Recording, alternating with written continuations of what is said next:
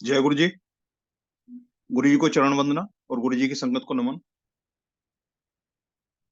गुरु जी एक शब्द सुनवाते हैं जिसमें एक व्याख्या है कि एक गुरु अपने शिष्य को जो है ना 2 पैसे देते हैं और कहते हैं कि झूठ और सच जो है ना खरीद के ले आ बाजार से। तो बाजार में जाता है, तो जिस भी दुकानदार के पास जाता है कि 1 पैसे का झूठ 1 पैसे का सच दे दे, तो वो हंसते हैं उस पे भाई क्या ये झूठ सच भी दुकान पे मिलते हैं क्या। लेकिन एक दुकानदार है जिसको अध्यात्म का ज्ञान है, उसके पास जब उसने सवाल किया तो उसने 2 पैसे लिए उसको और 2 पर्ची उसको बना के दे दी। तो जब वो अपने गुरु के पास गया तो उसमें जो लिखा था, एक में लिखा था कि जीवना झूठ है और मरना सच है। सुरेश वासन अंकल जी, उनकी better half Veena Vasan aunty ji आज अपनी जीवन यात्रा को पूरा करके इस नश्वर शरीर को और संसार को छोड़कर गुरु जी के चरणों में विलीन हो गए। तो मरना सच है, मतलब मालिक से मिलने का जो एक साधन है ये शरीर, इसको तो छोड़ना ही है। ये तो पेरिस होना ही है, लेकिन इसको छोड़ के ही मालिक से मिल सकते हैं। तो आज उनका पता लगा। तो ये है, लेकिन जब सब कुछ करने वाले मालिक हैं, क्योंकि गॉड जो है, गॉड जो बनाया है 3 शब्दों से बनाया है, जनरेटर, ऑपरेटर और डिस्ट्रॉयर। यानी कि पैदा भी वही करता है, पालन भी वही करता है और मारता भी वही है। तो इस सृष्टि का सब कुछ उसके हाथ में है। वो तीनों शक्तियां, तीनों चीजें जो है ना उसके हाथ में है, तीनों की डोर उसके हाथ में। कब किसने आना है, कब किसको ले जाना है, ये सब मालिक के हाथ है। आज हमारे बीच गुरु जी की संगत रूपा सूद आंटी जी हैं, जो गुरु जी के साथ जो उनकी जर्नी है और जो उस जर्नी में उनको एक्सपीरियंस हुए हैं, वो गुरु जी के सत्संग के रूप में हम सबके साथ शेयर करेंगे। मैं रूपा आंटी जी से रिक्वेस्ट करूंगा कि वो आए शुक्राना गुरु जी महाराज का मल्टीलिंगुअल प्लेटफॉर्म पर, और संगत को अपने एक्सपीरियंस, अपने भाव जो गुरु जी के साथ उन्होंने क्षण बिताए हैं और जो आज तक वो महसूस कर रहे हैं, उनको शब्दों में पिरोकर संगत को दें। रूपा सूद आंटी जी। जय गुरु जी। अंकल, अंकल आपको मेरी आवाज आ रही है? हाँ जी, आवाज आ रही है। आज का जो न्यूज हमने सुना है मिसेस वासन आंटी का, बहुत ही दुखद है। और इस टाइम पे कुछ भी बोलने लायक तो हम नहीं रहे हैं, क्योंकि मन बहुत एकदम से उदास हो गया है। चाहे वो गुरु जी के चरणों में ही गए, गुरु जी उन्हें ब्लेस करे और अपने चरणों में जगह दे, यही हम सबकी प्रार्थना है। अंकल, मैं इस टाइम कुछ ज्यादा बोल तो नहीं पाऊंगी, इसलिए मैं अपनी रिकॉर्डिंग चला रही हूँ सत्संग की, जो मैंने करके रखी है। आप प्लीज, मैं वो चला रही हूँ, आप वो सुन लें सब लोग। Thank you very much.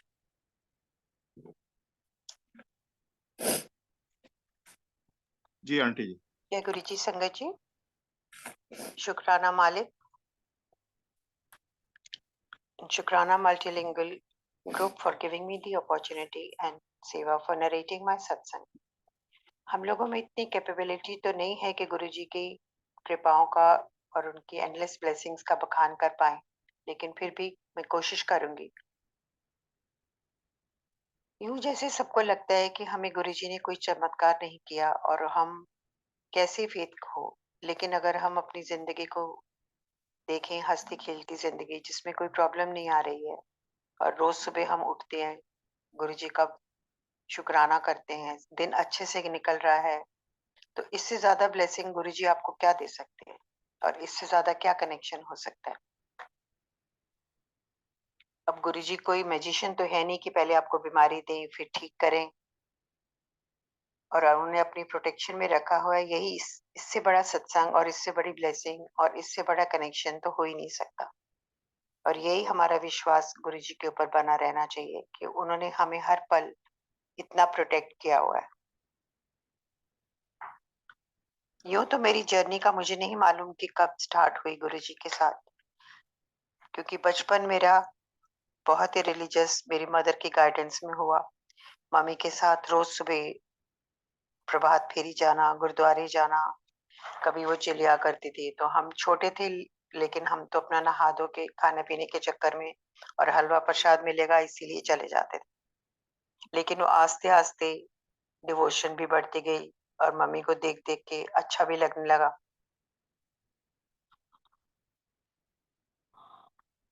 और फिर जैसे जैसे उम्र निकलती गई, स्कूल खत्म हुआ, बड़े हुए, शादी हो गई। और शादी भी हमारी सरदार फैमिली में हुई, जो बहुत ही रिलीजियस थे। और घर में कोई ना कोई पाठ ग्रंथ साहब का या कुछ न कुछ लगा ही रहता था। कभी मेरी मदर लॉ पाठ रखवाती घर पे, फिर उन सेवा करने का मौका मिलता। तो बहुत अच्छा टाइम निकल रहा था। इन लॉज भी बहुत अच्छे मिले, गुरुजी ने हस्बैंड भी बहुत अच्छा दिलाया। और यूं ही चलते चलते हम लोग थोड़ा टाइम के लिए अब्रॉड भी चले गए, वहां से आके फिर इंडिया में सेटल हो गए। और जब मैं वहां से वापस आई हूँ इंडिया से, तो हम रोज में लोधी गार्डन साईं बाबा मंदिर जाने लगे। और ऐसा लगता था कि जैसे जिस दिन मैं नहीं गई हूँ उस दिन कुछ छूट रहा है मेरा, या मैं कोई कमी रह गई है। क्योंकि मैं जब भी वहां बाबा के मंदिर जाती थी, वहां बैठ के गुरुजी के सामने, बाबा के सामने पूरे अपने सारे दिन की बातें, अपने दिल का हाल, दुख हो सुख हो, सब मैं उधर बांट के उनके साथ बातचीत करके ही आती थी। और चाहे अगर मंदिर बंद भी हो जाता था, तो हम रात को 11 बजे चाहे गेट से ही मत्था टेक के आती थी। लेकिन वो एक रूटीन सा बन गया था कि जाना जरूर है। शायद गुरुजी मुझे प्रिपेयर कर रहे थे अपने पास आने के लिए। और ऐसे ही लगता है कि जैसे साईं बाबा के थ्रू ही तुम गुरुजी के पास पहुंच पाते हो। और फिर गुरुजी ने बच्चे भी इतने प्यारे प्यारे दिए, 2 बेटे 1 बेटे। तो मेरे बड़े बेटे की मैरिज तो पहले ही हो चुकी थी, और फिर मेरे छोटे बेटे की मैरिज की बातचीत चल रही थी। तो तभी गुरुजी ने मुझे अपने पास बुलाया। मेरी जो छोटी वाली डॉटर लॉ की मदर हैं, वो गुरुजी से कनेक्टेड थे। तो उन्होंने शायद बात करी होगी, क्योंकि हमारे बच्चे they were seeing around each other. तो उन्होंने शायद बात करी होगी गुरुजी से कि इस तरह की शादी करनी है। तो गुरुजी ने उनको तब बोला कि मुंडे दी मां नु लेके आए। तो तब गुरुजी ने की आज्ञा से और गुरुजी के हुक्म से उन्होंने मुझे बोला कि आपको गुरुजी बुला रहे हैं। मैं गुरुजी के बारे में ज्यादा जानती नहीं थी, लेकिन थोड़ा बहुत जो सुना था अपने बेटे से या अपनी होने वाली डॉटर लॉ से, कि वहां पे ये लोग जाते हैं, लंगर प्रसाद करते हैं, गुरुजी के पास बैठते हैं, लेकिन गुरुजी को प्रवचन नहीं सुनाते। शब्द गुरबानी चलती है, लंगर प्रसाद खाते हैं लोग, प्रसाद लेते हैं, और गुरुजी की मर्जी हो, मौज हो तो वो बिठा लेते हैं, नहीं तो अपने अपने घर चले जाते हैं। तो मुझे भी उन्होंने 2-3 बारी बोला, क्योंकि मैं गुरुजी के बारे में ज्यादा जानती नहीं थी, इसलिए कुछ इतनी एंथू भी नहीं थी जाने के लिए। मैं तो ऑलरेडी साईं बाबा के साथ ही बड़ी खुश थी। पर फिर उन्होंने फिर मेरे को बोला कि आपको गुरुजी बुला रहे हैं। अब बच्चों की शादी करनी थी, तो फिर गुरुजी ने बुलाया तो जाना भी था। तो मैंने कहा ठीक है, आप जिस दिन वो ग्रीन पार्क में रहते थे और हम ग्रेटर कैलाश में। मैं कहा ठीक है, आप नेक्स्ट टाइम जब जाएंगे तो आप रास्ते में कहीं मिल लेंगे, हम गाड़ी आगे पीछे करके फिर चलेंगे वहां से। तो हम इसी तरह से एक दिन वहां गुरुजी के पास पहुंच गए। वहां पे लाइन लगी हुई थी, आंटी आगे थी थोड़ा और मैं 3-4 आंटी पीछे थी। तो उन्होंने गुरुजी को मत्था टेका और कुछ बोला, और वो बैठ गई। गुरुजी ने इशारा किया, फिर वो बैठ गई। जैसे ही मेरी बारी आई, तो जब मैंने फर्स्ट टाइम गुरुजी को देखा, जब मैंने गुरुजी को देखा, तो एक अजीब सा ऑरा और इतनी ब्राइट लाइट उनके चारों तरफ, और व्हाइट चोले में वो बैठे हुए थे। तो अजीब सी जैसे, अब ये चीजें, it's very difficult to explain what I felt through that time, but it was a beautiful experience and a very divine kind of darshan which I had at that time. और जब मेरी बारी आई मत्था टेकने के लिए, तो मैंने, जब मम्मी के साथ कहीं जाती थी या मम्मी अपने कोई एस्ट्रोलॉजर या कोई पंडित जी के पास ले जाते थे मुझे, she was very fond of going to pandit. She used to tell me all the time कि इनके पैर छू लो, उनके पैर छू लो। तो I used to tell her कि नहीं मम्मी, मैं किसी के पैर नहीं छूंगी, जब मुझे रब मिलेगा ना तो मैं रब के ही पैर छूंगी। या जब मेरा मन करेगा मैं छूऊंगी। और जब मैं गुरुजी के पास गई हूँ तो ऑटोमेटिकली मेरे पैर उनके चरणों की तरफ, मेरे हाथ उनके चरणों की तरफ बढ़े और मैंने उनके चरण छुए। तो गुरुजी ने मेरा नाम लेके बोला, क्योंकि वो आंटी ने शायद बताया होगा या मुझे नहीं पता, कि रूपा आंटी बैठ जाओ। तो मैं बैठ गई वहां पे, हम लोग भी बैठ गए। थोड़ी देर के बाद लंगर प्रसाद स्टार्ट हुआ एंड सब लोग अपना, फिर गुरुजी ने लंगर प्रसाद से पहले सबको प्रसाद देते थे, वो प्रसाद खाया, बाहर जाके हाथ धोए, आके लंगर प्रसाद करा and after that we all went for aagya again. तो गुरुजी ने हमें बिठा लिया। रात को 12 बजे 1 बजे तक हम लोग बैठे रहे। फिर गुरुजी की जब मौज आती तो वो छुट्टी दे देते। अब मुझे नहीं पता था कि गुरुजी इतना टाइम बिठाते हैं, because that was my first day and first experience, but it was a very nice experience. बहुत अच्छा लग रहा था वहां बैठ के। फिर इसी तरह हम लोग 2-3 हफ्ते 4 हफ्ते रेगुलरली जाते रहे और मुझे भी अच्छा लगने लगा and I was looking forward to the trips, कि कब गुरुजी के पास जाएंगे, कब वहां बैठेंगे, लंगर प्रसाद करेंगे। इसी तरह करते करते 3-4 हफ्ते हो गए, तो मैं सोच रही थी कि फिर मैंने आंटी को पूछा जो मुझे लेके गई थी, कि गुरुजी से आपकी बात हो गई शादी के बारे में, क्या बात हुई? तो कहे नहीं, अभी तक कोई बात नहीं हुई। तो मैंने कहा फिर पूछे तो सही कि गुरुजी ने मुझे बुलाया है। अब गुरुजी को मुंडे दी माँ पसंद आई है नहीं आई, आगे बातचीत चलाएं भी, क्या करें कैसे करें, तो शायद गुरुजी अपने आप बताएंगे। तो एनीवे उनकी जो भी गुरुजी के साथ बातचीत हुई होगी, फिर उसके बाद कुछ बच्चों की शादी भी फिक्स हो गई गुरुजी की ब्लेसिंग से। और पर वो जहाँ वहां बैठने का जो एक्सपीरियंस था वो एक अलग ही नशा था। तो जब हम वहां बैठे हुए थे तो इसी दिन, अभी मुझे ज्यादा जैसे 4-5 हफ्ते ही हुए थे जाने के टाइम, तो हम लोग दरबार में बैठे हुए थे, सब लोग आंखें बंद करके बैठे हैं। तो थोड़ी देर में एक अंकल आए, गुरुजी को एक लिफाफा पकड़ा गया। तो उसमें से गुरुजी ने छोटे लिफाफे निकाल के एक एक किसी किसी संगत को इशारा करके बुलाए और वो एक एक लिफाफा उनको दे देते। अब मैं तो बहुत नई थी, इसलिए मुझे तो पता नहीं था कि क्या दे रहे हैं, क्या कर रहे हैं और मुझे भी मिलेगा कि नहीं मिलेगा। फिर भी मैंने सोचा कोई बात नहीं, पुराने लोगों को ही शायद देते होंगे। लेकिन थोड़ी देर के बाद गुरुजी ने मुझे इशारा किया, तो मुझे नहीं पता था कि मुझे ही जाना है, तो मैं इधर उधर देख रही थी। तो मुझे एक आंटी ने बोला कि आपको बुला रहे हैं गुरुजी। तो मैं जब गुरुजी के वहां चरणों के पास पहुंची तो उन्होंने वो लिफाफा मुझे पकड़ा दिया। वो लिफाफा हम लेके आके फिर बैठ गए। अब उसी टाइम तो कोई नहीं खोल रहा था कि लिफाफे के अंदर क्या है। फिर मैंने सोचा कोई, क्योंकि सुना था कि गुरुजी इनविटेशन कार्ड देते हैं किसी की शादी में जाने के लिए, या कहीं पे और जाना हो तो कार्ड वार्ड होता है या कुछ होता है, तो मैंने कहा वही होगा। फिर गाड़ी में आके जब हमने वो खोला तो गुरुजी का इतना सुंदर स्वरूप, black and white check shawl वाला, जो मुझे मिला, मैं भी बड़ी खुश हो गई कि मुझे गुरुजी ने अपने हाथ से स्वरूप दिया है। वो हमने रख लिया। अब वो गुरुजी ने स्वरूप दिया तो अगले दिन फिर मैं उसको फ्रेम करवाने के लिए ले गई। अब फ्रेम मुझे सारे लोग कहें कि आप इनको छोड़ जाओ तो हम फ्रेम कर देंगे, आप अगली बार ही ले लेना या 1-2 दिन बाद ले लेना। तो मेरा मन नहीं हो रहा था कि मैं फ्रेम के लिए उसको छोड़ के जाऊं। तो मैं वो लेके अपनी गाड़ी लेके लाजपत नगर चली गई। अब गुरुजी की अपनी लीला है, उन्होंने शायद उस फ्रेम की दुकान में ही किसी को शायद ब्लेस करना था, क्योंकि मुझे पूरे लाजपत नगर में उस साइज का फ्रेम नहीं मिला, क्योंकि मैं चाह रही थी कि मैं फ्रेम हाथ के आती उसमें लगा लूं स्वरूप गुरु जी का और लेके जाऊं साथ में। एक छोटी सी दुकान एक कोने में थी, तो उसके वहां पे बाहर शोकेस में थोड़े से फ्रेम लगे हुए थे। तो मैं उस दुकान के अंदर चली गई, तो उसको मैंने बोला मुझे साइज का फ्रेम दिखा दो। तो कहने लगा मैडम मैं देखता हूँ, पता नहीं अभी साइज का एग्जैक्ट मिलेगा कि नहीं मिलेगा। तो मैंने कहा कोई बात नहीं, तुम देख लो, मिलेगा तो ठीक है। तो अंदर गया, वो एक फ्रेम लेके आया, ब्लैक कलर का फ्रेम था।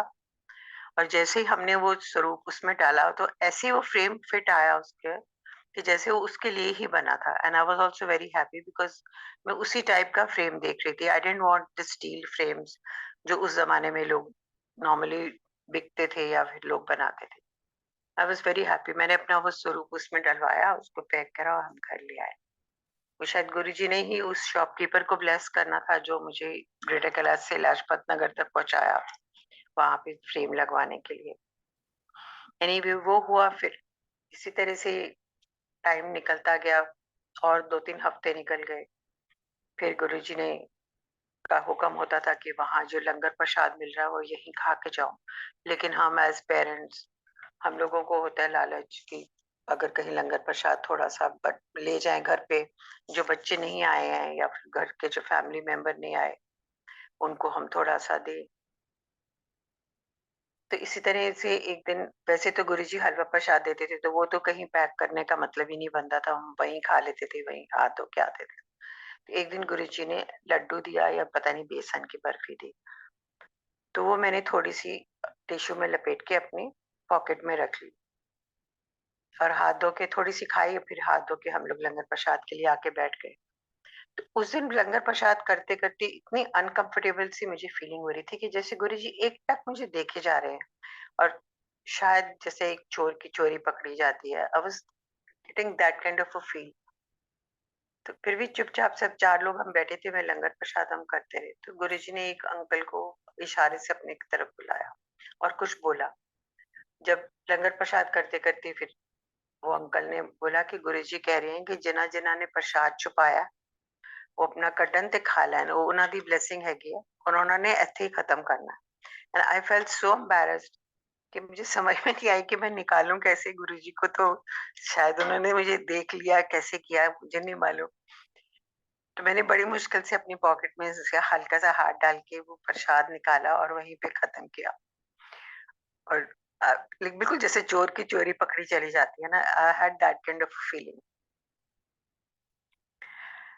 फिर हम लोगों ने लंगर प्रसाद खत्म करा, बाहर हाथ धोए, फिर गुरुजी का मत्था टेकने के लिए आए, तो गुरुजी ने फिर बिठा लिया। रात को 2 बजे तक हम लोग बैठे रहे और तब ऐसा नशा सा आ गया था कि सब लोग छुपने लग गए कि गुरुजी कहीं बुला के भेज ना दें, छुट्टी ना दे दें कि चलो भागो अब यहाँ से जाओ, आ गया, आ गया।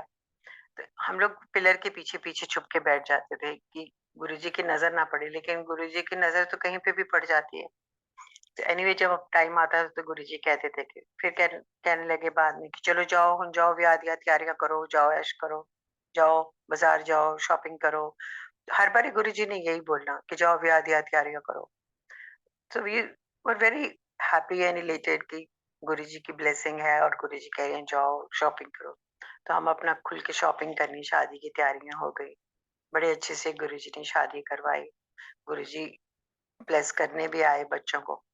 So it was all a very nice experience and very nice blessings which we had.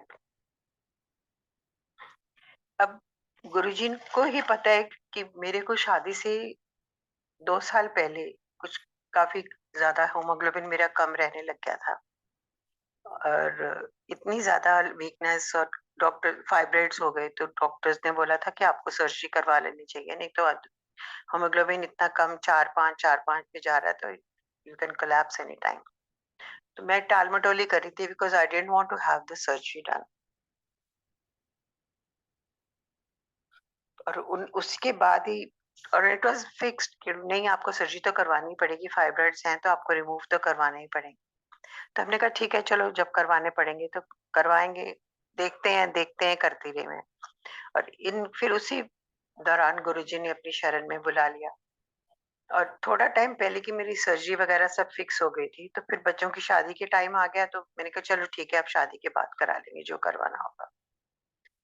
पर वो पता ही नहीं लगा कि गुरुजी ने कब ब्लेस कर दिया, कब फाइब्रॉइड्स भी खत्म हो गए, कब मेरी वो प्रॉब्लम भी खत्म हो गई और एचबी में मेरा अपने आप ठीक हो गया। लाइफ नॉर्मल रूटीन में चलती रही और वो सर्जरी वगैरह की जो डॉक्टर ने कहा था कि कोई आपको ताकत नहीं रोक सकती, you have to go under the knife. तो वो सब गुरुजी ने अपने आप ही ब्लेस करके सब ठीक कर दिया। तो ये तो गुरुजी को ही पता है कि किसको कहाँ बुलाना है, कब बुलाना है, कैसे ब्लेसिंग करनी है। अब समझ में हम लोग एज़ अ ह्यूमन बीइंग ये सब हमें नहीं समझ में आती कि हमारी जर्नी गुरुजी के साथ कब शुरू हुई। हमें तो यही लगता है कि गुरुजी के जब दर्शन करें तभी हमारी जर्नी शुरू हुई। लेकिन ये अब आस्ते-आस्ते पता लगता है कि गुरुजी तो कब से हमें ब्लेस कर रहे थे, कब से वो उन्होंने हमें अपने साथ जोड़ा हुआ है।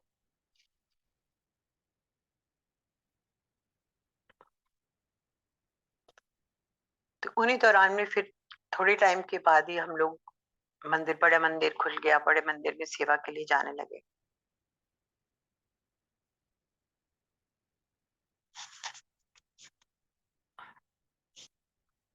तो तब मैं सेवा पे नहीं जाती थी, पर गुरुजी के हमारा कुछ ग्रुप था आंटियों का जो सुबह मंडे को शिव मूर्ति सेवा करते थे। तो जब हम मत्था टेक के बाहर निकलती थी तो वो मुझे हमेशा कहती थी कि तुम ना सेवा के लिए आया करो सुबह। तो मैं कहती थी अच्छा ठीक है आऊंगी, पर तब इतना मालूम नहीं था कि क्या करना है क्या नहीं कर रहा। और उन्हीं दिनों में मेरी शोल्डर में बहुत ज्यादा दर्द रहने लग गई थी, फ्रोजन शोल्डर हो गया था। तो मैं कहती थी ये लोग देखते थे हम लोग हॉल दरबार में बैठे ये लोग सेवा करते थे, तो मैं कहती थी ये लोग तो इतने अच्छे से जोर जोर से रगड़ रगड़ के सेवा करते हैं और मेरा तो फ्रोजन शोल्डर है, मैं तो इतनी जोर से कर भी नहीं पाऊंगी, इसीलिए मैं थोड़ा सा डेली पड़ गई। तो 2-3 बारी वो आंटी ने मुझे बोला कि आप सेवा पे आया करो। तो फिर मैं उनको बोल देती अच्छा मैं आऊंगी। ये लोग सुबह 5:30 5:30 बजे पहुंच जाते थे। तो एक दिन फिर मैं मंदिर से बाहर आ रही थी तो आंटी ने फिर मुझे पकड़ लिया। तो उस दिन उन्होंने बड़ी सख्ती से मुझे बोला कि आपको कितनी बारी बोला है कि सेवा पे आया करो। मैं कह रही आंटी अच्छा अगले मंडे में पक्का आऊंगी। सो आई वेंट फॉर सेवा में। बस रास्ते में यही अरदास करती रही कि गुरुजी मेरे को दर्द हो रही है, पता नहीं मैं कर पाऊंगी कि नहीं कर पाऊंगी, whether I will be able to do justice और नॉट। अब गुरुजी ने बुलाया था सेवा के लिए तो फिर गुरुजी ने ब्लेस भी शायद करना ही था। तो उन्होंने हम लोगों ने जैसे ही शिव मूर्ति की सेवा स्टार्ट करी और तो वहां से नॉर्मली रूटीन होता था कि पूरी हम लोग एक साइड से शुरू करके पूरी परिक्रमा करके तो वहां पे फिर खत्म करते। तो मेरी सेवा ही स्टार्ट हुई तो वो कंधों से हुई। मैं गुरुजी के वहां शिव मूर्ति के पीछे खड़ी हुई थी, वहीं से मैंने सेवा स्टार्ट करी और फिर करते करते पूरी परिक्रमा करके हम लोगों ने फिर जो भी ब्रासों का जो भी हमारा रूटीन था वो खत्म हुआ। और उस दिन भी मुझे इतनी दर्द हुई शोल्डर में, शाम को आके मैंने देखा, मैंने कहा बहुत दर्द हो रही है। पर एनीवे फिर अगला मंडे आ गया, करते करते 3 या 4 मंडे में गई होंगी और वो दर्द का कहाँ चली गई मुझे पता ही नहीं लगा। और पहले ये हाल होता था कि बच्चे भी अगर हाथ लगा लेते थे मेरे शोल्डर पे तो जैसे मैं टच मी नॉट हो गई थी कि मम्मी को हाथ मत लगाओ अभी चिल्लाएंगी दर्द से। हाथ में गिलास पानी का पकड़ना भी मुश्किल था फ्रोजन शोल्डर की वजह से। तो वो गुरुजी ने सेवा करवा के कब वो दर्द ठीक कर दी, कब मेरा फ्रोजन शोल्डर अपने आप ही खुल गया, तो मालूम ही नहीं पड़ा। बाद में आदमी सोचता है कि हाँ ये भी हुआ ये भी हुआ। अब इससे ज्यादा ब्लेसिंग और गुरुजी आपको क्या दें कि बिना आपके कहे बिना आपके बोले सब काम अपने आप ही वो बेचारे करते रहते हैं। यूं ही एक जब हम एक दिन सत्संग वो शिव मूर्ति की सेवा के बाद हॉल में बैठे हुए थे दरबार में, तो हम थोड़ा टाइम बैठते थे फिर उसके बाद बाहर निकलते थे, फिर आंटी शिव पुराण पढ़ती थी, पढ़ के फिर हमने प्रसाद खाया, जगह जगह में सत्संग। तब इतना रश नहीं होता था और इतनी ज्यादा रिस्ट्रिक्शंस भी नहीं थी, तो छोटे छोटे ग्रुप्स में लोग सत्संग करते रहते थे संगत। तो कभी किसी ग्रुप के साथ बैठ जाना, कभी किसके साथ अच्छे अच्छे सत्संग सुनने और फिर अपना चाय प्रसाद पीनी, समोसा प्रसाद खाना, तो घर आ जाना। तो एक दिन गुरुजी ने मुझे दिखाया रात को कि हम लोग दरबार में बैठे हुए हैं, तो जैसे हो सकता है मेरे अंदर की कोई मैल हो या गंध हो जो गुरुजी ने निकलवाना हो। तो उन्होंने मुझे दिखाया कि जो ऊपर शिवलिंग है उसमें जो शैंडलियर लगा हुआ है उसमें इतने बड़े बड़े जाले लटक रहे हैं। तो गुरुजी ने मुझे इशारा करके बताया कि तुम लोग इतनी सफाई करते हो मंदिर में, आसपास सब देखते हो, लेकिन तुम लोगों ने कभी ऊपर ध्यान नहीं दिया कि मंदिर के शैंडलियर में कितने जाले लटक रहे हैं। तो उन्होंने बिल्कुल बड़ी इंस्ट्रक्शंस दी कि ये सफाई करनी है वहां पे। तो अगले मंडे को जब हम मंदिर गए तो मैंने फिर सेवादार आंटी को बोला कि हम लोगों को शैंडलियर की सफाई करनी है। और एक्चुअली जब हम लोगों ने शैंडलियर जला के और देखा तो उसमें इतने जाले लटक रहे थे जो वैसे नॉर्मल दिन के टाइम नहीं नजर आते थे। फिर माली अंकल को बुला के हम लोग शैंडलियर नीचे करवाया, सफाई करी सारी, और फिर शैंडलियर ऊपर करा। फिर एक रूटीन ही बन गया कि थोड़े 2-3 महीने के बाद शैंडलियर की सफाई होती थी। ऐसे ही एक दिन रात को ड्रीम में गुरुजी ने मुझे फिर मेरे अंदर का कोई मैल निकालना होगा, तो उन्होंने मुझसे मंदिर की सारी धुलाई कराई और मैं मंदिर झाड़ू लेके सारे मंदिर की धुलाई कर रही हूँ और गुरुजी मेरे पीछे-पीछे चल रहे हैं और मुझे उनकी चोला चोला की आवाज़ आ रही है, जैसे जब वो चलते थे उनके चोले की आवाज़ आ रही थी और मैं देख रही हूँ कि गुरुजी के चरण मेरे साथ-साथ पीछे-पीछे चल रहे हैं। तो मैंने पूरे मंदिर में झाड़ू लगाया और फिर मैंने गुरुजी को देखा, तो गुरुजी कहते हैं, "नहीं, एक बारी और लगा।" तो फिर से मैं शुरू हो गई, फिर सारा मंदिर गुरुजी ने मुझसे साफ कराया और फिर एंड में आके जब पूरा मंदिर सारा साफ हुआ, झाड़ू लग गया, फिर मैंने गुरुजी को देखा। तो फिर गुरुजी ने मुझे स्माइल दी और इशारा किया कि चंगा हो गया, चलो निकलो अंदर से जाओ।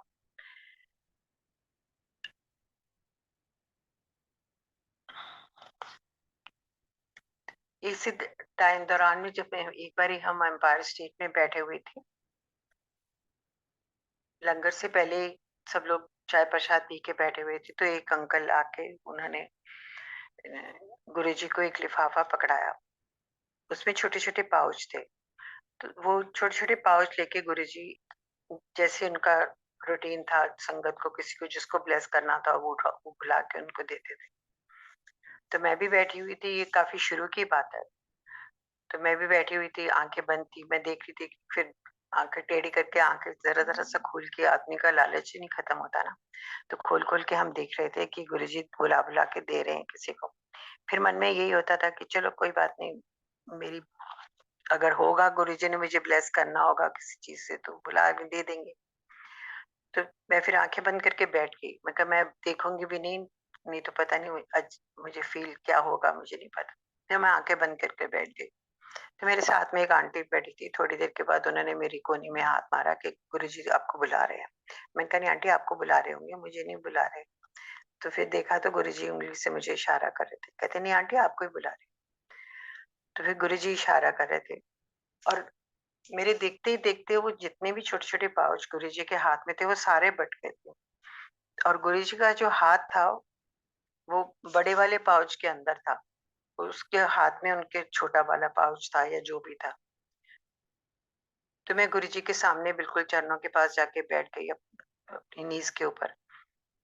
तो गुरुजी ने फिर वो बड़ी देर के बाद वो पाउच, छोटा-सा पाउच बड़े पाउच में से निकाला और मेरे हाथ पे रख दिया और वो मेरे हाथ पे रख के वो अपने अंगूठे से और बड़ी उँगली से वो उसको मल रगड़ रहे थे, मल रहे थे और फिर बड़े टाइम के बाद उन्होंने मेरे हाथ में रख दिया और जैसे ही मेरे हाथों में उनके हाथ आए और टच किया, बिल्कुल पूरी मेरी पूरी बॉडी में ऐसे अजीब सी झंझनाहट सी शुरू हो गई। कोई गुरुजी की टच किया, गुरुजी ने प्रेजेंस दी मुझे और ब्लेस किया और फिर उन्होंने स्माइल करके बोला कि चलो जाओ। मैं वापस आके बैठ गई और मैं आके इतना रोई, मतलब आई गॉट सो इमोशनल कि गुरुजी ने इतने प्यार से मुझे बुलाया और फिर उन्होंने इतने प्यार से मुझे वो जो कुछ भी था, वो मुझे उस टाइम पे नहीं पता था कि वो क्या है उसके अंदर। मैंने उठा के रख लिया और बहुत रोई उस टाइम, इतने अंदर से जैसे भरा हुआ इंसान बैठा होता है। पर अच्छा भी बहुत लगा कि गुरुजी ने मेरे अपना हाथ रखा मेरे हाथों में, बहुत टाइम के लिए टच करके हम लोग बैठे रहे। फिर हमने गाड़ी में आके वो खोला तो गुरुजी का बहुत ही सुंदर सिल्वर फ्रेम में छोटा-सा स्वरूप पेंडेंट था and I was so happy. पूरा रास्ता मैं रोती हुई आई वापस कि गुरुजी ने मुझे इतना अच्छा ब्लेस किया और पेंडेंट दिया और वो पेंडेंट मैंने हमेशा अब अपने गले में पहन के रखती हूँ चेन के साथ। तो बीच में कुछ टाइम के लिए देखा मैंने पेंडेंट का ना लिंक थोड़ा-सा लूज़ हो गया था, तो मैंने उठा के उसको अलमारी में रख दिया कि कहीं टूट के गिर ना जाए। हम लोगों को तो यही होता है ना कि गुरुजी ने अपने हाथ से चीज़ दी है, तो वो टूट ना जाए या खराब ना हो जाए, गुम ना हो जाए, तो मैंने रख दिया। और उन दिनों में फिर जब मेरी कुछ तबीयत पेट खराब होने लग गई, थोड़ा-सा मैं खराब चल रही थी, हेल्थ इश्यूज़ चलने लग गए। तो फिर गुरुजी ने मुझे ड्रीम दर्शन दिए और मुझे बोला कि ਜਿਹੜੀ ब्लेसिंग मैं तुहानू लोगों ਨੂੰ देना वो अलमारी वास्ते तो नहीं है क्या, don't keep them in the cupboards, they are for you, so you have to use them. फिर मैंने वो पेंडेंट निकाला और उसको ठीक करवाया, उसका जो कुंडा था उसको रीइंफोर्स करवा के फिर मैंने पहन लिया। And by Guruji's grace automatically my health started to improve and things started to work out fine. गुरुजी अपनी संगत को इतना प्यार करते हैं और इतना ब्लेस करते हैं, और हमें क्या करना है? हमें सिर्फ गुरुजी को प्यार करना है और उनको सरेंडर करना है। इससे ज्यादा गुरुजी कुछ एक्सपेक्ट नहीं करते अपनी संगत से।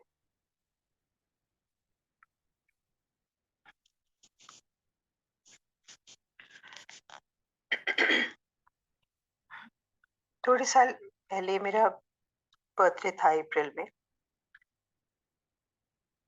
और मेरा बर्थडे 15 अप्रैल को होता है। 13 अप्रैल को हम लोग बैसाखी का जो सेवा करके आए थे मंदिर से, और 15 को मेरा बर्थडे था। तो डेकोरेशन वगैरह वहीं लगी हुई थी, लेकिन उस दिन नॉन संगत डे था और बर्थडे था, तो मुझे जाना भी था। मैं माथा टेकने के लिए गई गुरुजी के पास।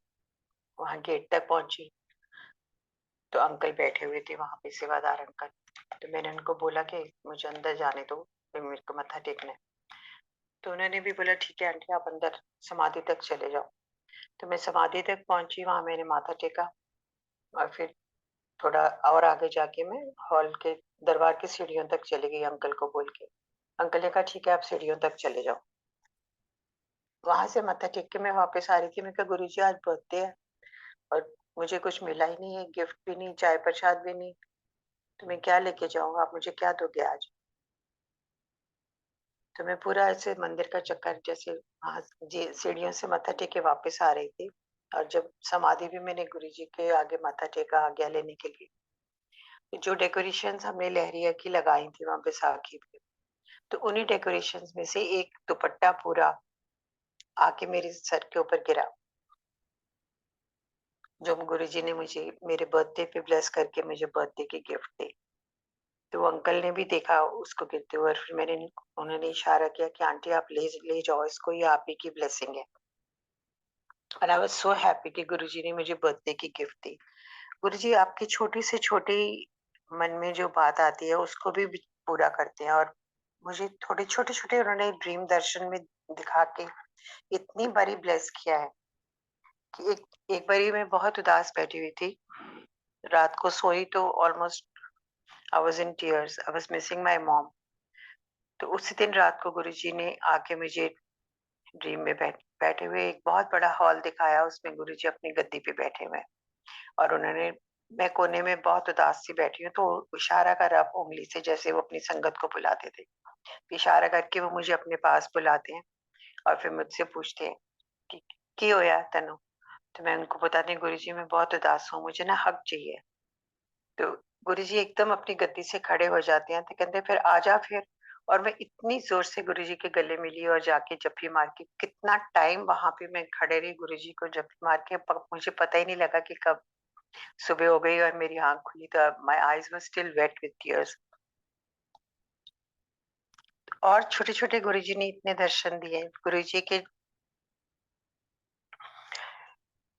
जाने के बाद थोड़े टाइम की ही बात है, तो मैं ऐसे ही बैठी थी, गुरुजी को बोल रही हूँ गुरुजी जैसे आप हलवा प्रसाद हमें खिलाते थे लंगर के बाद, गरम गरम हाथ में देते थे, मैं बहुत मिस करती हूँ, मुझे भी वो हलवा प्रसाद चाहिए दोबारा। तो फिर एक आध दिन के बाद गुरुजी ने मुझे ड्रीम दर्शन में बताया कि बहुत मंदिर में बहुत बड़ा फंक्शन हो रहा है, और एंट्रेंस जो है वो पीछे की साइड से हो रही है जोड़ाघर की तरफ से, और एंट्रेंस और हॉल की एंट्रेंस भी पीछे गुल्लक रूम की तरफ से हो रही है, और मेन गेट से लोग बाहर जा रहे हैं संगत। तो हम लोग भी पीछे पीछे वहां चले गए, और मैं अंकल को पूछी अंकल आप पीछे से क्यों जा रहे हैं? तो अंकल कहते हैं यही गुरुजी का आदेश है, इधर से ही जाना है सबने। तो हम लोग वहां से चढ़ते गए, गुल्लक रूम क्रॉस किया, तो आगे देखा गुरुजी की गद्दी पे गुरुजी नहीं थे, वहां बैठे हुए थे। मैं इधर उधर देख रही हूँ, मैं कहा गुरुजी कहाँ है? तो इधर उधर देखते रहे, पर देखा संगत बाहर जा रही है। जो जो मेन हॉल का बड़ा वाला दरवाजा है वहां पे संगत रुक रही है एक एक सेकंड के लिए, और एक हाथ आके संगत को कुछ प्रसाद दे रहा है, कुछ दे रहा है।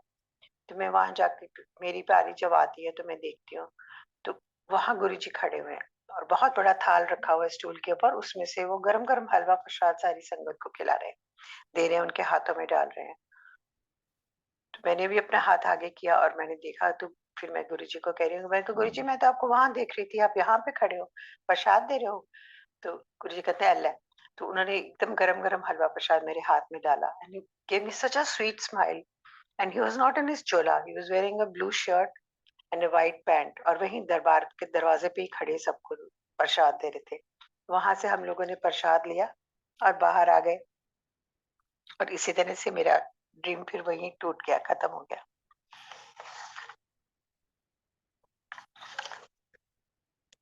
तो जब गुरुजी के चोला छोड़ने का मेरे को मेरी डॉटर इन लॉ ने फोन करा था, तो वो बहुत रो रही थी फोन के ऊपर, और मुझे बार बार कुछ बोलती जा रही है, और मैं से कह रही है, करी गुरुजी चले गए, गुरुजी चले गए। मैंने कहा कहाँ चले गए गुरुजी, आप रो क्यों रहे हो, ठीक से बात करो। कहती नहीं मॉम, गुरुजी चले गए।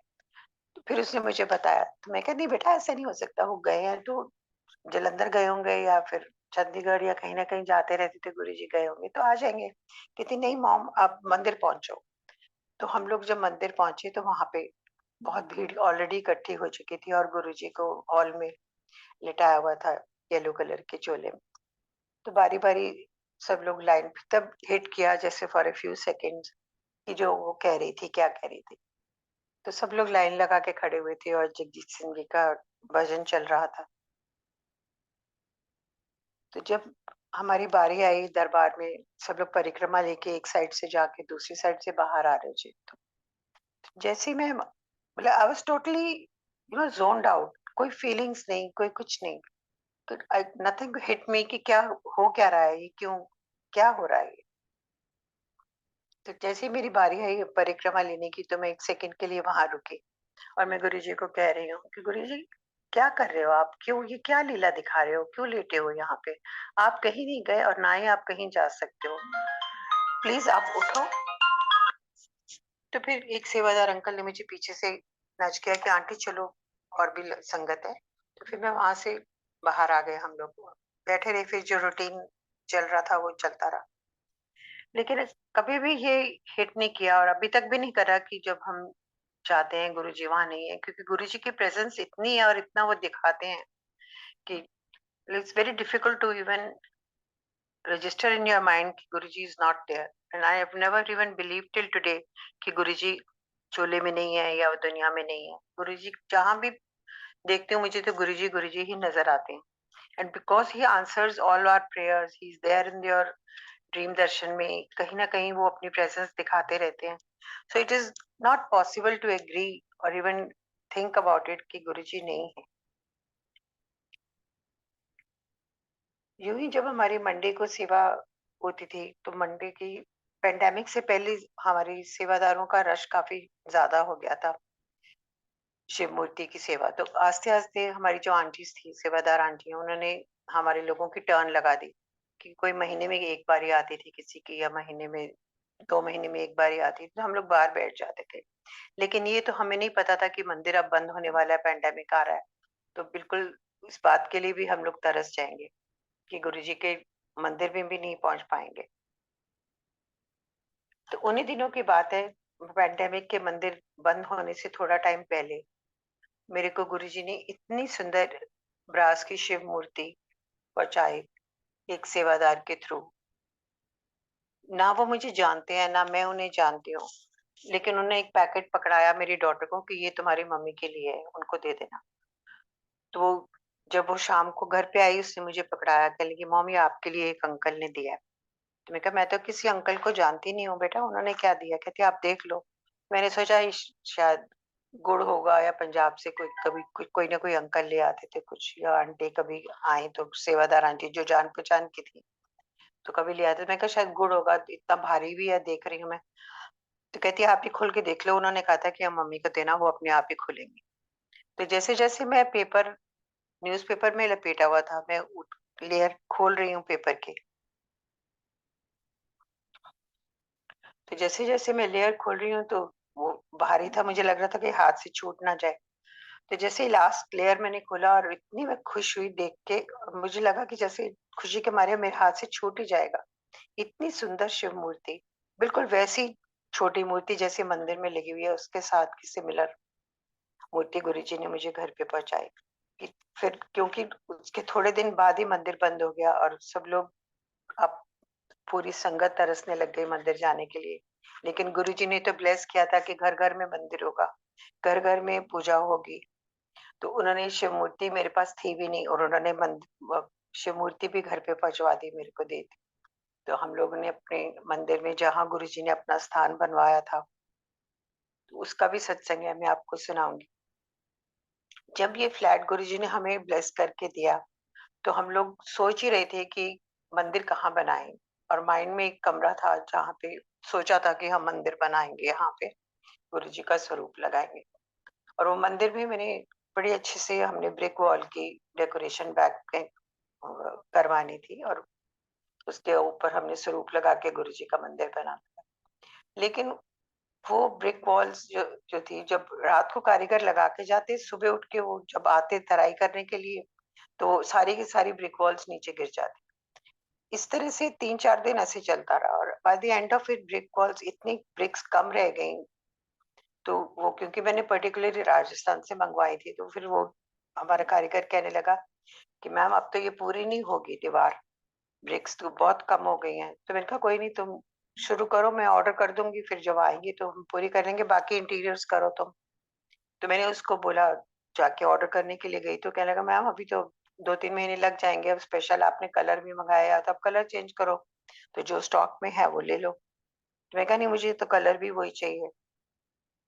कह रहा फिर 2-2.5 महीने लग जाएंगे। मैं कहा कोई बात नहीं, तुम लगाओ, जब तक हमारा काम चल रहा है अभी फ्लैट का, तो वो एंड में हम कर लेंगे, तब दीवार पूरी कर लेंगे। उस जैसे जैसे फ्लैट का इंटीरियर होता गया, एक वॉल ऑरेंज करवाई गुरुजी ने, दूसरी करवाई, पेंट कराया, ये सब चलता रहा। फिर गुरुजी ने ड्रीम दर्शन दिए, जो दिखाया कि उनको कौन सा स्वरूप चाहिए, और उन्हें कौन सी दीवार पे अपना स्वरूप चाहिए, और कहाँ पे मंदिर बनेगा। गुरुजी ने इतना क्लियरली दिखाया कि कहते हैं जब लोग मंदिर बनाते हैं, संगत मंदिर बनाती है, तो एक कोने में ये मेरे को बिठा देते हैं। जब तुम लोग मुझे अपने घर का बड़ा मानते हो, अपना भाई मानते हो, एज अ फादर मुझे रिस्पेक्ट करते हो और इतना प्यार देते हो, और मैं तुम्हें इतना प्यार करती हूँ, तो फिर मेरी जगह एक कोने में क्यों क्यों मुझे आइसोलेट किया जाता है? मुझे वहीं पे मंदिर बनाना है, वहीं बैठना है जहाँ तुम लोग अपना ज्यादा टाइम काटते हो। तो और ड्राइंग रूम में गुरुजी ने वो दीवार दिखाई जहाँ उनको अपना स्वरूप लगाना था, और कौन सा स्वरूप लगाना था वो भी उन्होंने मुझे दिखाया। तो फिर हमने वो वाली दीवार का और वो वाले रूम का आइडिया ड्रॉप करके अपने ड्राइंग रूम में गुरुजी का दरबार बनाया, वहीं उनका स्वरूप बनवाया मैंने। और फिर हमने वहां पे अपना मंदिर बनाया। फिर शिव मूर्ति जब गुरुजी ने भेजी, तो वो भी हमने वहीं पे रख दी अपने मंदिर में। अब वहीं हमारा उठना बैठना होता है, वहीं खाना पीना होता है, वहीं गुरुजी के साथ गपशप होती है। अब being a part of our family and being the elder in the family, सारी चीजें हम उनके साथ शेयर भी करते हैं, दुख सुख भी हम उनके साथ बांटते हैं। So it's like having an elder person in the house, जो हमें हमें ब्लेस भी कर रहा है और हमारा देखभाल भी कर रहा है, और हमारी सारी चिंताएं भी सारी गुरुजी अपने ऊपर ले लेते हैं, वो अपने आप ही ब्लेस कर देते हैं।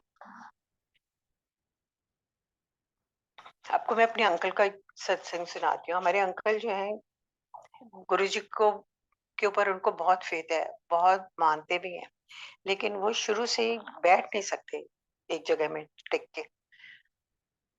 तो जब मैं भी शुरू-शुरू में मैंने जाना शुरू किया था, तो अपने साथ उनको 1-2 बारी ले जाती थी। लेकिन being from a Punjabi family, you know how it is, कि शाम का टाइम हुआ नहीं तो 1 आध पैग लगाना है या 2 पैग लगाने हैं, तो उनकी शुरू से नहीं चल रही। तो शाम को बड़े रेस्टलेस हो जाते, वहाँ पे बैठे-बैठे अब लंगर प्रसाद खाने तक इशारे करने में, जी चलो माथा टेक लिया, चलें, चलें, चलें। थोड़ी देर बैठे, फिर चलो चलें। तो गुरुजी, ऑब्वियसली गुरुजी को तो सब पता है। तो गुरुजी ने एक बार, मेरे ख्याल दूसरी या तीसरी बारी में ही गुरुजी ने उनको बोला कि चंगा फिर तुसी जाओ, घर जाओ, पैग शैग लाओ ते जाओ ऐश करो। तो हम लोग उस दिन लंगर खा के आए जब घर में, बड़े खुश, कहते हैं गुरुजी ने तो मुझे कहा जाओ घर जाओ ऐश करो, ते पैग शैग लाओ, चलो घर चलते हैं अब जाके, अब मैं तो अपना पैग लगाऊंगा और फिर खाना खाऊंगा, सो जाऊंगा। उसके बाद ये मुश्किल से कभी इक्का दुक्का बारी कभी गए हों खाली मत्था टेकने के लिए, नॉट कि पूरा टाइम लंगर प्रसाद के लिए बैठे हों। और गुरुजी ने क्योंकि इनको कह दिया जाओ ऐश करो, तो ब्लेस किया, तो he is like, you know, the most blessed person. इतनी गुरुजी की कृपा है उनके ऊपर कि हर टाइम चाहे वो गुरुजी के पास गए या नहीं गए, ही फील्स गुरुजी's प्रेजेंस। उनके कमरे में कितनी बारी गुरुजी के स्वरूप से उनको खुशबू आती है और गुरुजी की अपनी प्रेजेंस दिखाते हैं। और यहाँ तक कि जिस अपार्टमेंट में हम जो गुरुजी ने हमें ब्लेस करके दिया है, जिस दीवार के ऊपर गुरुजी का स्वरूप लगा हुआ है, उस दीवार के बिल्कुल पीछे मेरे अंकल का बेड लगा हुआ है। सो ही ऑलवेज टेल्स मी कि गुरुजी तो हमेशा मेरे पीछे हैं, गुरुजी ने मुझे थामा हुआ है, तुम लोग मेरी चिंता मत किया करो। क्योंकि रिसेंटली उनको 7-8 साल पहले कैंसर हुआ था, और वो भी गुरुजी ने ऐसे with in 15-20 days cancer detect भी हो गया, उनको ऑपरेशन भी करा दिया, ना उनको कीमो की जरूरत पड़ी, ना कुछ और प्रॉब्लम हुई। Now he is leading a normal life and he is becoming healthy also and perfectly alright. तो हमको कहीं निकलना होता है तो हमें होता है भी अंकल को अकेले ना छोड़े। ऑब्वियसली थोड़ी बहुत टेंशन तो रहती है, तो वो कई बार कहते हैं नहीं तुम लोग जाओ, गुरुजी है ना, मुझे संभाला हुआ है, मेरे पीछे ही तो रहते हैं, वो मेरे साथ ही तो बैठते हैं, तो तुम लोग जाओ। लेकिन अटेंडेंट रखी होती है, जिस दिन अटेंडेंट नहीं आती तो हम लोग फिर कोशिश होती है हमारी कि हम ना निकले घर से। और कोविड के टाइम पे भी मेरे को कोविड हुआ, हम लोग घर में 3 ही लोग हैं, मैं, मेरी डॉटर और अंकल। मेरे को कोविड हुआ और उसी टाइम उसको भी हो गया, हम दोनों कोविड से बुखार में पड़े हुए हैं, एक दूसरे को कर रहे हैं, देखभाल कर रहे हैं, मेड्स का आना भी बंद हो गया, सब कुछ। अब अंकल को कौन देखे, उस उनकी मेड को भी बंद कर दिया आना। तो उनको हम बड़ा समझा रहे थे कि आप अंदर अपने रूम में रहो, बाहर मत आओ। कोविड का टाइम है, हम दोनों को कोविड हुआ हुआ है, लंच खाना हमारा पैक आता था, तो उनकी डिस्पोजेबल उनको हम टेबल रखी हुई थी कि आप अपना पकड़ लो बाहर से, हम लोग खा लेंगे, वो अपना बाहर खा लेंगे। तो वो फिर बाहर आ जाए, फिर बाहर आ जाए, कहते हैं कोविड तुम्हें हुआ है ना, तो तुम लोग अपने अपने कमरों में जाके बंद हो, मैं, मुझे तो नहीं हुआ, मैं नहीं बंद कमरे में रह सकता। तो वो अपना अंदर बाहर घूमते रहे। अब हमें टेंशन कि हम दोनों ऑलरेडी कोविड से पड़े हुए हैं, बुखार है, इनको हो गया तो फिर कौन देखेगा। पर वो माने ही नहीं बात, और गुरुजी की इतनी मेहर, इतनी कृपा उनके ऊपर कि हम दोनों आस्ते आस्ते करके ठीक हो गए, रिकवर हो गए, और उन्हें आज तक बुखार तक भी नहीं हुआ, और कोविड तो बहुत दूर की बात है। And is always, Guruji has protected him and is blessed him with everything, with good health, and we are very happy.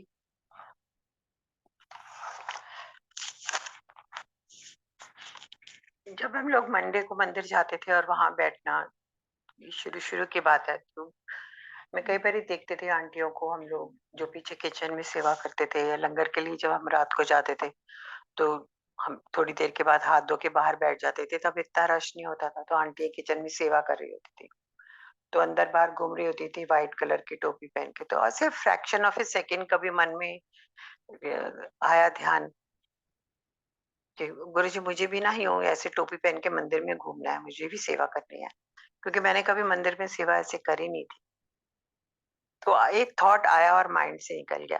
तो उसके बाद फिर मुझे शिव मूर्ति सेवा मिल गई, और फिर थोड़े टाइम के बाद शिव मूर्ति सेवा के टाइम पे ही एक आंटी जो किचन में थे, कोऑर्डिनेटर शायद, तो उन्हें इंचार्ज थे, उन्होंने बोला कि समर हॉलीडेज आ रही हैं, तो बहुत सारी हमारी किचन की आंटी छुट्टी पे जा रही हैं, तो आप लोग किचन में सेवा करना चाहोगे 2-3 घंटे के लिए?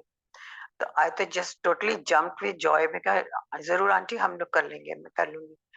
तो कहते हैं अच्छा ठीक है, आप नेक्स्ट थर्सडे से आ जाना, क्योंकि आंटी बहुत कम होंगी हमारे पास। हमने कहा ठीक है। तो घर पे आके मैंने अपनी डॉटर से बात करी, मैं कहा इस तरह से किचन सेवा के लिए आंटी बोल रही हैं, आप चलोगे? तो कहती हाँ मम्मा, जरूर चलेंगे। तो हम लोगों ने वो एज ए स्टार्ट तो हमने 2-3 घंटे के लिए ही किया था, क्योंकि वही आंटी ने बोला था। लेकिन वो 2-3 घंटे कब गुरुजी ने रेगुलर करवा दिए और पूरे दिन की सेवा दे दी।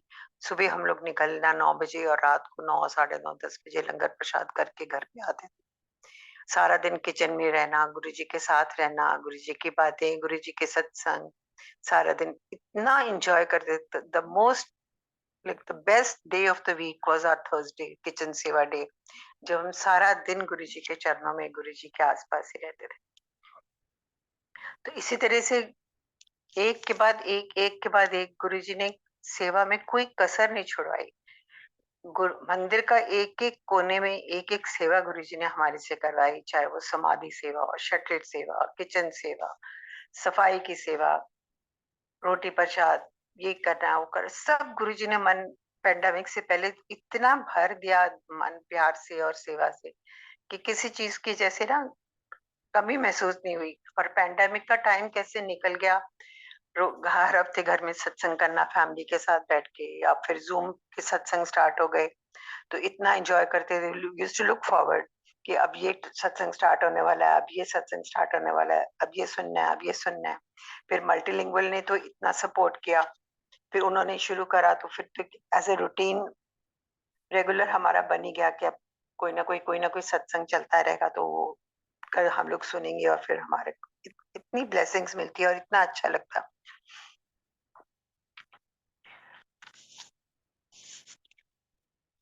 थोड़ा जैसे बीच में ना हमारा टाइम कुछ ऐसे ही चल रहा था, वो भी गुरुजी को ही पता है कि क्या वो कर रहे हैं क्या नहीं कर रहे। तो ऐसे जैसे थोड़ी सी लाइफ में इनसिक्योरिटी सी फीलिंग आ रही थी, तो गुरुजी से बात करते करते कि गुरुजी कैसे होगा, क्या करेंगे, फिर मन में आया नहीं ठीक है गुरुजी आप वो देख लोगे, अब हम क्या कर सकते हैं, अब टाइम जैसा भी है वो भी आपका ही दिया हुआ है, अच्छा है तब भी ठीक है, खराब है तब भी ठीक है।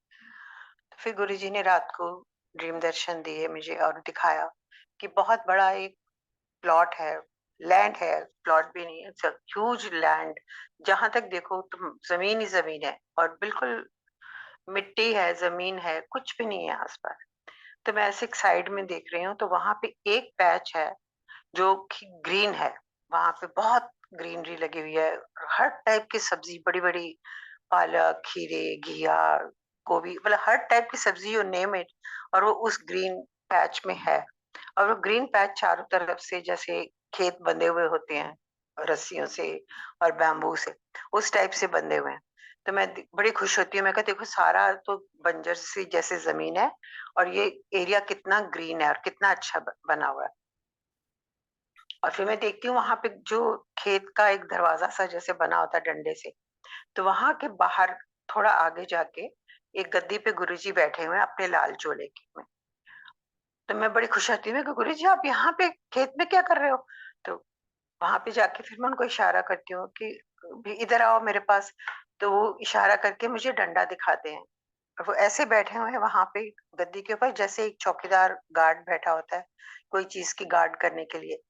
और इस तरह से वो दिखाते हैं और मुझे इशारा करते हैं कि जैसे गुरुजी अपने हाथ से इशारा करते हैं कि जैसे कोई बला डालने के लिए, या कहते हैं वो करके, और वो मुझे स्माइल देके मेरा ड्रीम भी खत्म हो जाता है और गुरुजी भी अपना चले जाते हैं। और मैं देखती हूँ तो मैं अपने बेड के ऊपर होती हूँ। फिर मैं देखती हूँ कि गुरुजी ने कितना अच्छा मुझे दिखाया ड्रीम। तो गुरुजी बता रहे हैं कि टाइम जैसा भी है लेकिन मैं हूँ तुम्हारे साथ, तुम्हें गार्ड कर रहा हूँ, तुम्हें किसी बात की चिंता करने की जरूरत नहीं है। और हम लोगों को वहम होता है कि शीशा टूट गया, ये खराब हो जाएगा, ये गलत हो जाएगा। वो भी गुरुजी ने दिखाया कि कोई वहम करने की जरूरत नहीं है। हमारी कितनी बड़ी कोर्ट में डेट लगी हुई थी और वो गुरुजी ने वो उससे ध्यान हटा के हमें सत्संग में बिजी कर दिया। घर पे सत्संग रखवाया होता, वो सत्संग हम लोग बिजी हो गए। और जिस दिन डेट थी उस दिन दिल्ली में जो रहने वाले हैं उनको सबको पता होगा, इतना तूफान आया था, आंधी आई, बारिश आई, पेड़ टूट टूट के सड़कों पे गिरे हुए थे।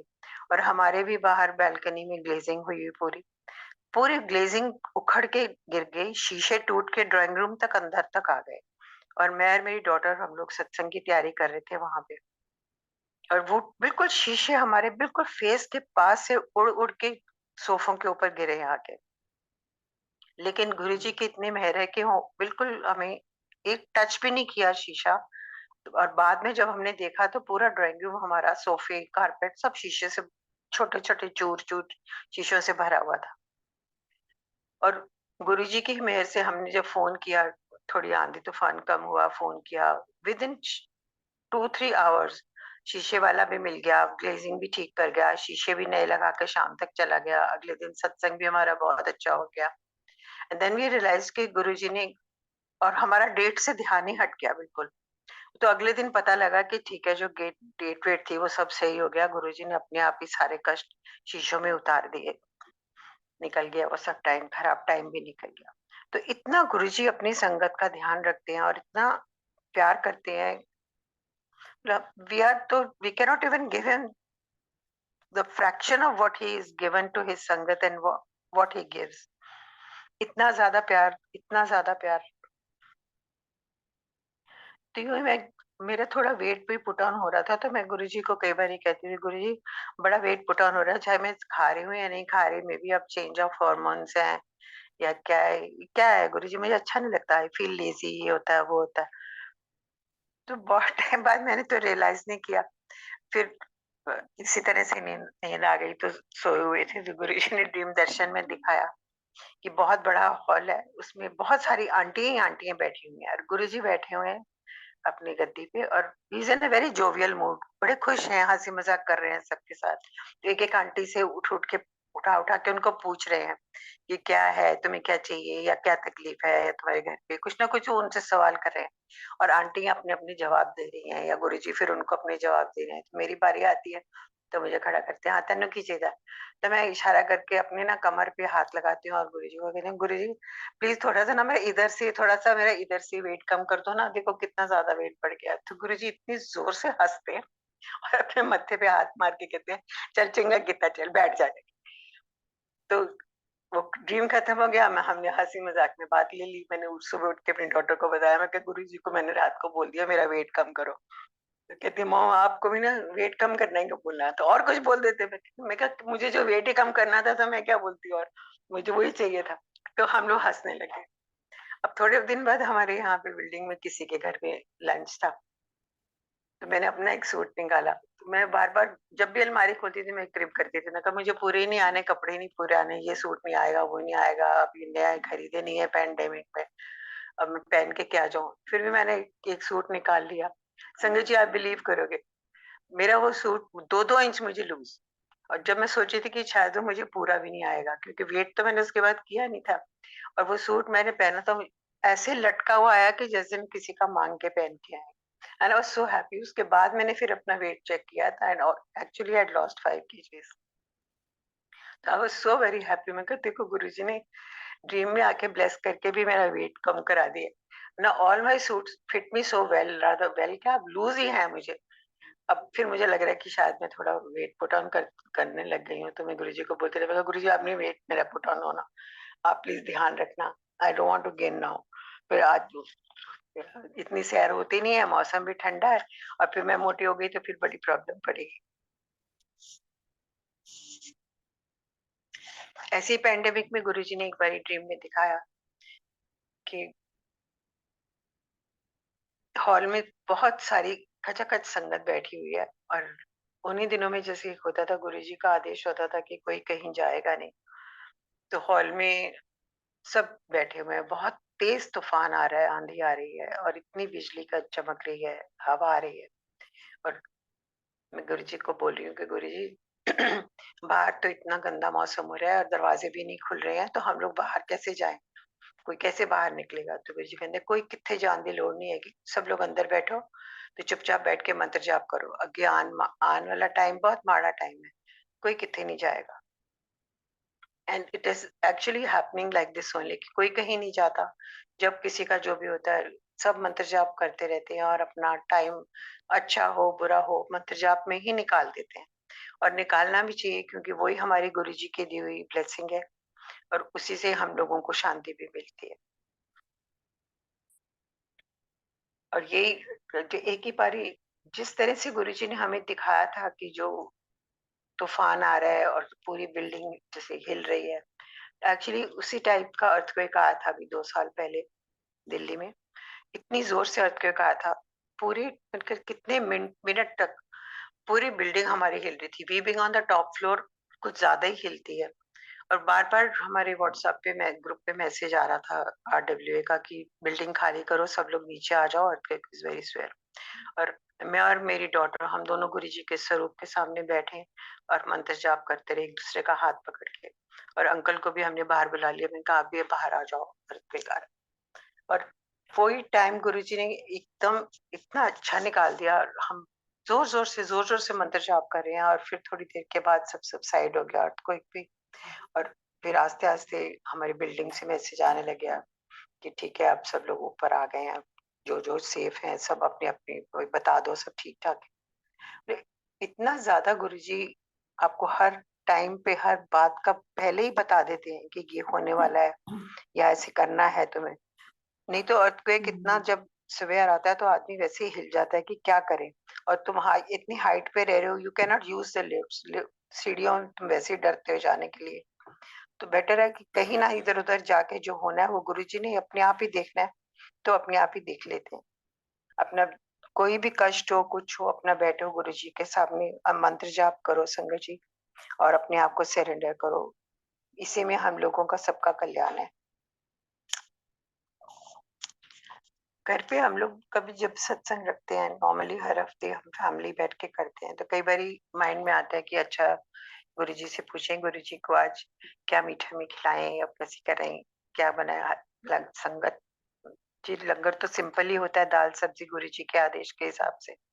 तो कभी हलवा प्रसाद बना लेते हैं। तो उस दिन रात को, अगले दिन हमने सत्संग रखा हुआ था, तो हमारा पूरा हमने सोच लिया था कि ये दाल सब्जी बनानी है और हलवा प्रसाद उठ के मेरी डॉटर बनाती है, वो बना लेगी। लेकिन रात को गुरुजी ने मुझे ड्रीम में दिखाया फिर कि उनको चूरी प्रसाद खाना है। तो हम लोग किचन में, अपने किचन जो मंदिर का किचन है, छोटा सा किचन था जब शुरू में जब हम लोगों ने सेवा स्टार्ट करी थी, वो वाला किचन है। मैं और मेरी डॉटर और 2-3 आंटी और हम लोग बैठे हैं किचन में सेवा कर रहे हैं, और गुरुजी आके बोलते हैं कि मेरे वास्ते चूरी प्रसाद बनाओ। एंड वो ही पर्टिकुलरली स्टैंड्स देयर और बताते हैं कि कैसे चूरी प्रसाद बनाना है उनके लिए। और फिर हम लोग वो चूरी प्रसाद बनाते हैं, और अगले दिन फिर जब हमारे घर में सत्संग होता है तो वही चूरी, वैसे ही चूरी प्रसाद गुरुजी के लिए सेवा में हम लोग रखते हैं प्रसाद। तो गाइड गुरुजी हर छोटी छोटी बात में आपको गाइड कर देते हैं, बता देते हैं, प्रोवाइडेड कि तुम्हारा कनेक्शन गुरुजी के साथ कैसा है, तुम्हारी फीलिंग्स क्या है। और प्यार तो गुरुजी ने इतना दिया है, इतना दिया है कि समझ में नहीं आता कि गुरुजी का शुक्राना कहाँ से शुरू करूं और कहाँ खत्म करूं। संगत जी मुझे नहीं मालूम, मैं सब मम्बो जम्बो करके आगे पीछे के सत्संग मैंने सुनाए हैं, पर आई एम श्योर आप लोग अप्रिशिएट कर लोगे और समझ जाओगे। These are all my true feelings for my Guru. He is my father, he is my brother, and he is our everything for us. Thank you Guruji, thank you so much. शुक्राना शुक्राना मेरे मालिक, सरबत का भला करो। And thank you संगत जी for listening. शुक्राना शुक्राना. Thank you multilingual group for giving me the seva. शुक्रिया आंटी जी।